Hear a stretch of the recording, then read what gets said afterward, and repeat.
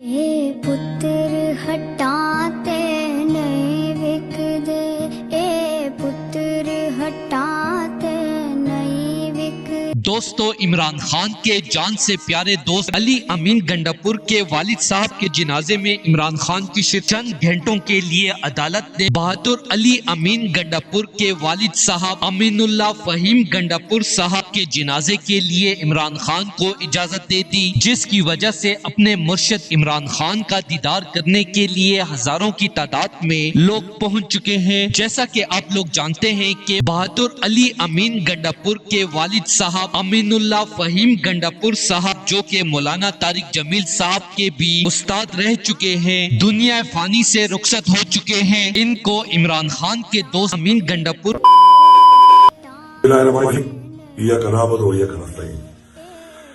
میری ٹانگ کی غیور عوام تمام قومیں، میں آپ سے مخاطب ہوں۔ آج ٹانگ میں پینے کا پانی آج تک نہیں ہے، ٹانگ میں کوئی بنیادی سہولت نہیں ہے۔ اس کی وجہ کون ہے؟ اس کی وجہ یہی مولوی، یہ سیاسی مولوی جو آپ پہ مسلط رہا ہے،